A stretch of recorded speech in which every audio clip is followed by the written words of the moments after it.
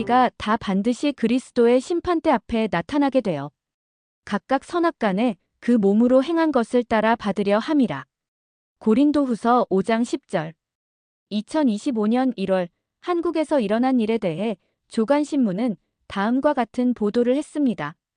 살해한 동거녀 시신을 여행용 가방에 넣고 그 위에 시멘트를 부어 거주지 옥상에 10년 동안 안매장한 50대에게 검찰이 징역 30년을 구형했다. 검찰은 13일 창원지법 통영지원 형사 1부 심리로 열린 이번 사건 결승 공판에서 이같이 선고해달라고 재판부에 요청했다. 어 씨는 2008년 10월 경남 거제시 한 다세대 주택에서 이성 문제로 다퉜던 동거녀 B 씨를 살해하고 시신을 여행용 가방에 담아 주거지 옥상에다 시멘트를 부어 묻은 혐의로 기소했다. 그는 범행 후 은닉장소 주변에 벽돌을 쌓고 두께 10cm가량의 시멘트를 부어 정상적인 집 구조물인 것처럼 위장했다. 이후 마약 투약으로 구속된 2016년까지 범행을 저지른 집에서 8년가량 지냈다. 이 같은 범행은 지난 8월 누수 공사를 위해 콘크리트 구조물 파쇄 작업을 하던 작업자가 시신이 담긴 여행용 가방을 발견하면서 16년 만에 드러났다. 어 씨는 최후 진술에서 16년 동안 감옥 아닌 감옥 생활을 해온 것 같다. 깊이 반성하고 죄송하다. 고 말했다. 여러분들은 이 기사를 읽고 무슨 생각을 하시나요?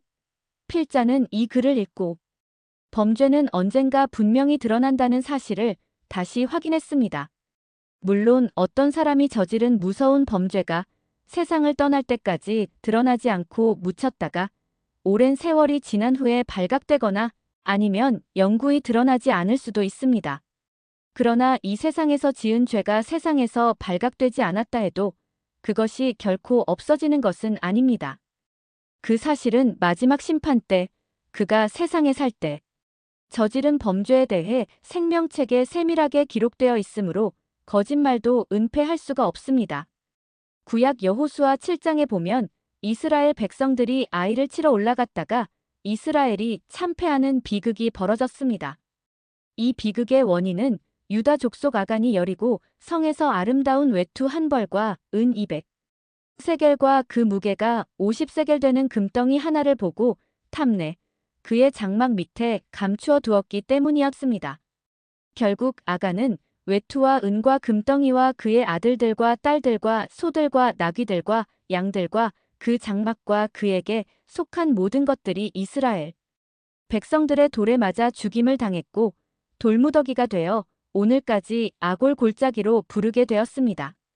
아간은 보는 사람이 없었기 때문에 도둑질에 성공했다고 마음속으로 만족하고 있었을지 모르지만 그의 모든 행동을 여호와께서 보고 계셨습니다.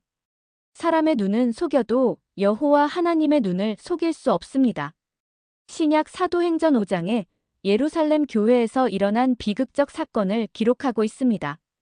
아나니아와 아내 삽비라가 땅을 팔아 그중 얼마를 감춘 후 베드로 사도에게 갖다 바쳤으나 결국 부부가 한날 성전 안에서 즉사하는 비극이 벌어졌습니다.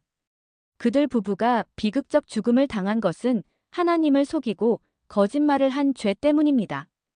이 두 부부는 아무도 모르리라 생각했지만 하나님의 사람을 속일 수 없었습니다.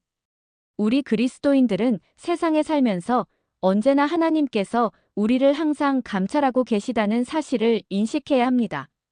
따라서 우리의 행동과 말과 마음가짐까지도 삼가고 조심하며 믿음 안에서 살아가야 합니다. 이것이 그리스도인들이 살아가야 될 삶의 자세입니다. 샬롬. 로스앤젤레스에서 김인수 교수.